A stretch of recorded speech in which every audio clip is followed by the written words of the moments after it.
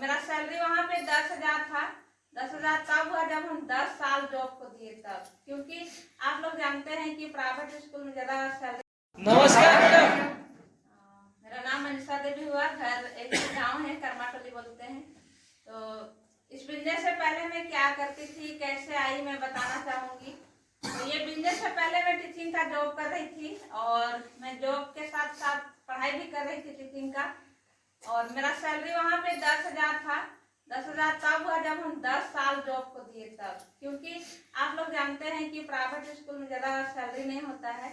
10 साल तक हम पढ़ाए तब जाके 10,000 सैलरी हुआ था। और शुरू में तो ये बिजनेस हमको बिल्कुल भी पसंद नहीं लग रहा था, लेकिन मैं बताना चाहूँगी कि मेरा शुरू से बहुत सारा सपना था।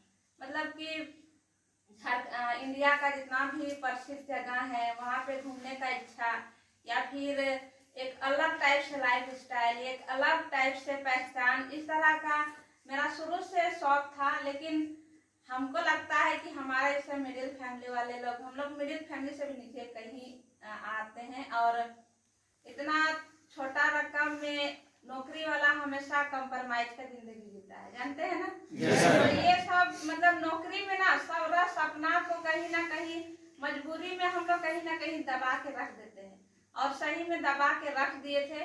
लेकिन धन्य कहेंगे कि हमारे सर अभी मेरा तारीफ कर रहे थे, लेकिन अब जो भी यहाँ पे मिला है हमको, यहाँ पे घूमने के लिए मौका मिल रहा है, या स्टेज मिल रहा है, या फिर हमको मान सम्मान मिलता है, तो सर का वजह से मिला है। जानना चाहेंगे कैसे? Yes madam. तो ये बिजनेस को तो हम बिल्कुल बकवास समझ रहे थे। हम सोच रहे थे कि कुछ भी काम करेंगे, लेकिन ये कंपनी जुड़ने वाला ये सब काम नहीं करना है, क्योंकि मैं इसके बारे में नहीं जानती थी और कभी जानने का कोशिश भी नहीं की थी, इसलिए मैं नहीं जान रही थी। तो दूसरे का काम मुझसे सुनते थे कि ये सब काम बेकार होता है, लोगों को फंसाने वाला होता है, बेवकूफ बनाने वाला होता है, ऐसा मैं सुन रखी थी।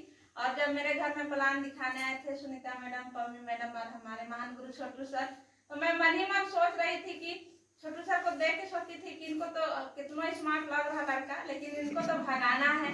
और हम पूरा सोच लिए थे कि भगाएंगे, ज्वाइन तो करना दूर की बात, और हम पूरा डिपेंड हो गए इनमें। और हमको लगा कि चलिए ना, मेरा तो छोड़िए, लेकिन सर इतना चालाक है ना कि उन लोग को चुटकी बजा के भगा देंगे। लेकिन गजब उस दिन लगा ना कि सर भगाना छोड़ के तुरंत 12,000 निकाल के दे। हम पूरा सरप्राइज रह गए, क्योंकि हम सोचे कि भगाने वाले थे, हम आशा लगाए थे कि भगाएंगे यार, ये उल्टा ज्वाइन कर लिए। और हम लोग दोनों में बहुत ज्यादा बहस भी हुआ, लेकिन फिर सर हमको बोले कि जाने तो कोई बात नहीं, क्योंकि हम लोग अदर कंपनी में हम लोग 4.5 लाख पैसा डुबाए थे, इसलिए भी ये सबको हम फालतू बोलते थे। तो सर बाद में ऐसे ही बोल के हम लोग एक दूसरे को मना लिए। उसके बाद हम लोग ये बिजनेस को नहीं करना चाहते थे, लेकिन हमारे महान गुरु लोग हम लोग को कभी नहीं छोड़े, फॉलो करते रहे।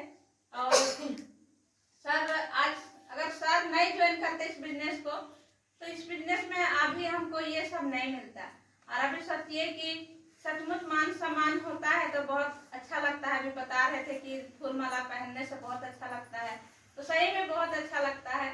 और कभी सोचे नहीं थे कि हम इतना अच्छा जगह में घूम भी पाएंगे, हमारा ये ख्वाहिश पूरा भी होगा, लेकिन सचमुच हो रहा है। और अभी सेफ ऑफ ऐसा बिजनेस है ना कि यहाँ पे विदेश भी ले जा रहा है।